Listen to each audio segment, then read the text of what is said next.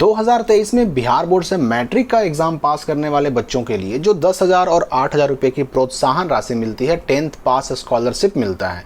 तो ये स्कॉलरशिप का ऑनलाइन हो रहा है। और एक मैं बहुत खास बात पहले आपको बता दूं आगे बढ़ने से पहले कि पहले इस 10th पास स्कॉलरशिप का कोई लास्ट डेट नहीं था, लेकिन अब इसका लास्ट डेट घोषित कर दिया गया है और इसके लिए सूचना जो है 8 सितंबर को ऑफिशियल नोटिफिकेशन जारी कर दिया गया। यहाँ पर आप देख सकते हैं, यहाँ पर योजनाओं का नाम लिख दिया गया कि मुख्यमंत्री बालिका प्रोत्साहन योजना, मुख्यमंत्री विद्यार्थी प्रोत्साहन योजना, पिछड़ा वर्ग अत्यंत पिछड़ा वर्ग योजना, अनुसूचित जाति जनजाति मेधावृत्ति योजना, यानी सेकंड वालों का जो 8,000 मिलता है उसकी बात की जा रही है।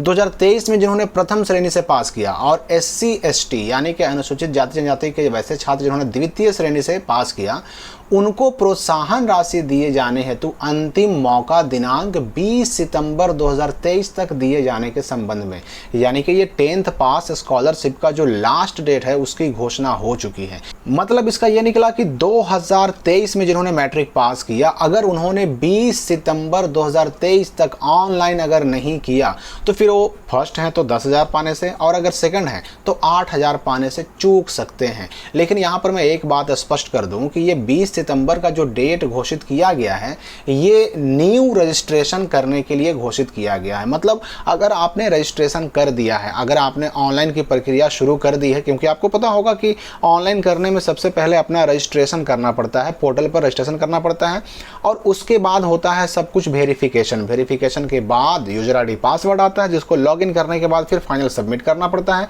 और तब जाकर के पैसा आता है। तो अगर आपने रजिस्ट्रेशन कर दिया है तब तो आपको चिंता करने की आवश्यकता नहीं है। 20 सितंबर के बाद भी आपको मौका मिलेगा, आप फाइनलाइज कर सकते हैं, फाइनल सबमिट कर सकते हैं।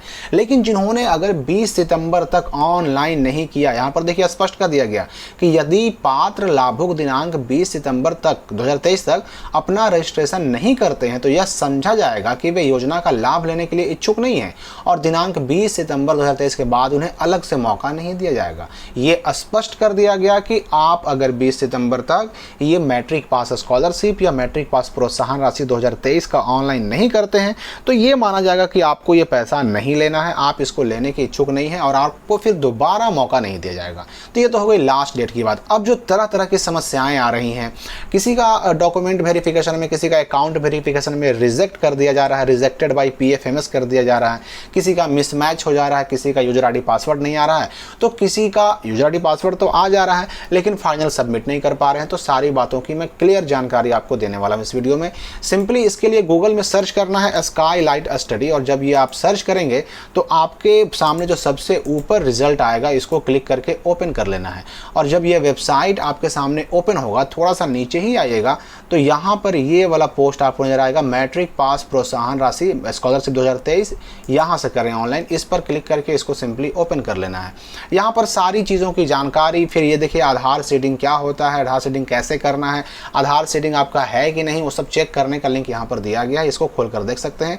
नीचे आएंगे तो सारा लिंक आपको नजर आएगा।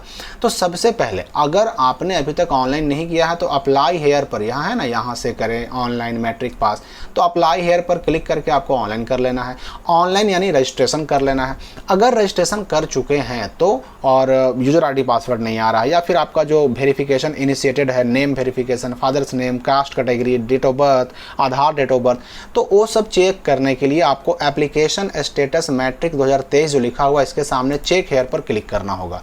यहाँ पर जो बॉक्स खुलेगा इसमें आप अपना रजिस्ट्रेशन नंबर डालकर चेक कर सकते हैं। जैसे सिंपली देखिए इस बच्चे का हम रजिस्ट्रेशन नंबर डाल करके चेक करते हैं तो जाहिर सी बात है कि इसका रजिस्ट्रेशन नंबर डालने के बाद सारा स्टेटस यहाँ आ जाएगा। देखिए यहाँ पर स्कूल का नाम है, यहाँ पर स्टूडेंट का नाम है, यहाँ पर ऊपर में आधार का लास्ट 4 डिजिट है, नीचे में मोबाइल नंबर का लास्ट 4 डिजिट है।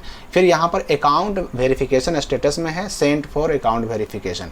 अब मैं आपको बताता हूँ अलग अलग चीज़ों का मतलब। सबसे पहले देखिए ये स्टेटस चेक करने पर अगर ये लिख रहा है यानी कि स्कूल का नाम और आपका नाम लिख रहा है लेकिन यहाँ पर लिख रहा है your application has not been submitted, इसका मतलब अभी तक इस बच्चे ने ऑनलाइन नहीं किया। 20 सितंबर से पहले ऑनलाइन करें वरना आप 10,000 8,000 से चूक सकते हैं।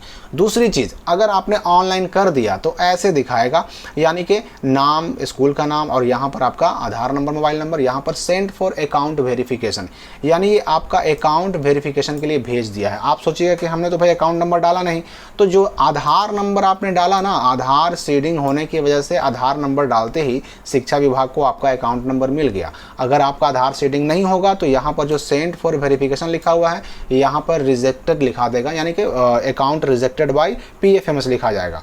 तो यहाँ पर सेंड फॉर वेरिफिकेशन हो गया। ये नेम वेरिफिकेशन इनिशिएटेड का मतलब नाम वेरिफिकेशन शुरू हो चुका है, आधार वेरिफिकेशन शुरू हो चुका है, डेट ऑफ बर्थ और मार्क्स वेरिफिकेशन शुरू हो चुका है। ये आपका चलेगा 10 दिन, 15 दिन, 20 दिन, 1 महीना, ये इसका कोई टाइमलाइन फिक्स नहीं होता, ये कितने दिन भी रह सकता है। होगा क्या, आगे जब बढ़िएगा तो ये वेरिफिकेशन में देखिए अगर सब कुछ सही पाया जाएगा तब तो ठीक है, लेकिन अगर नहीं पाया जाएगा तो कैटेगरी मिसमैच हो सकता है।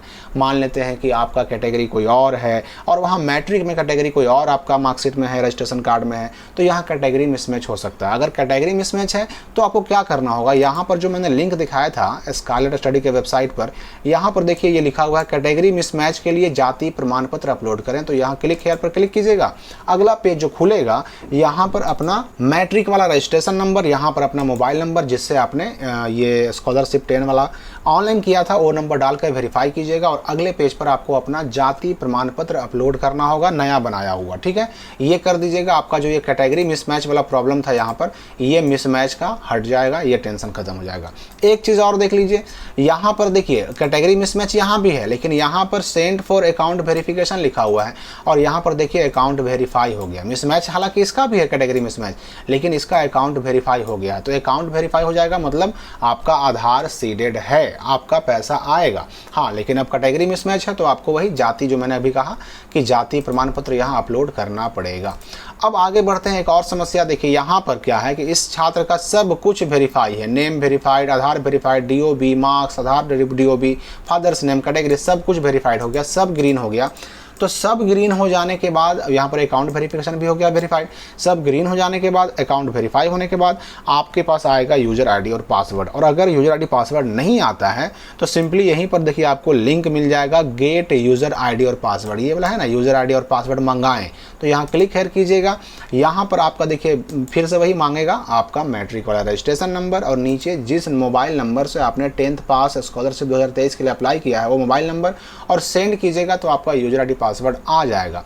लेकिन यूजर आईडी पासवर्ड यहाँ पर सेंड करने के बाद भी अगर लिखता है कि your application has not been verified, तो आपको थोड़े दिनों और वेट कर लेना है और फिर से यही प्रक्रिया दोहरानी है, यानी यूजर आईडी पासवर्ड मंगाने पर क्लिक करके और वही काम करना होगा यहाँ पर। तो ये हो गया। अब देखिए यूजर आईडी पासवर्ड आ जाएगा तो आपको लॉगिन करना पड़ेगा। अगर यूजर आईडी पासवर्ड आ जाएगा तो लॉगिन कहाँ से करेंगे, देखिए यहाँ पर है student login for final submit, इस यहाँ पर क्लिक कीजिएगा।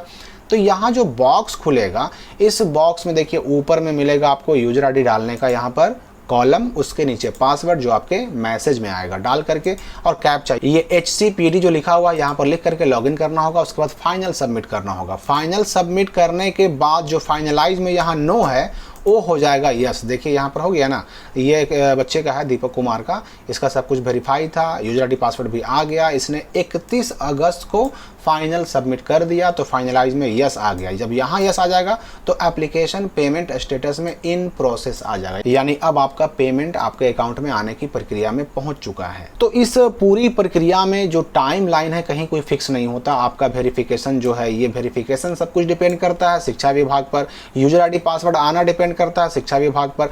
अगर मान लेते हैं कि आपका PFMS रिजेक्टेड कर दिया है, नेवर एनरोल्ड फॉर DBT का करके अगर लिख करके रिजेक्ट कर दिया है, इस तरह का अगर आपका दिखा रहा है, तो आपको करना क्या होगा, सिंपली क्या करें कि आधार सीडिंग करवाएं। जिस बैंक में आपका अकाउंट है वहां जाएं, उसके ब्रांच में जाएं और आधार सीडिंग करवाएं। आधार सीडिंग कैसे किया जाता है उसकी पूरी प्रक्रिया आपको यहाँ ऊपर इसी लिंक पर मिल जाएगा जो मैंने पहले दिखाया था। तो आधार सीडिंग करवाएंगे तो जो यहाँ पर जो स्क्रीनशॉट में आपको मैंने भी दिखाया कि यहाँ स्क्रीनशॉट में दिखा रहा था PFMS रिजेक्टेड, ये हो जाएगा फिर से सेंड फॉर अकाउंट वेरिफिकेशन। यानी पहले क्या लिखाएगा तो PFMS रिजेक्टेड, और जब आप आधार सीडिंग करवा लीजिएगा तो अपने आप कुछ दिनों में फिर से क्या हो जाएगा, सेंड फॉर अकाउंट वेरिफिकेशन, मतलब दोबारा से अकाउंट को वेरिफिकेशन करेगा और अगर सीडेड पाया जाएगा तो आपका फिर सब कुछ ग्रीन हो जाएगा, यूजर आईडी पासवर्ड भी आएगा और सबमिट भी कर लेंगे।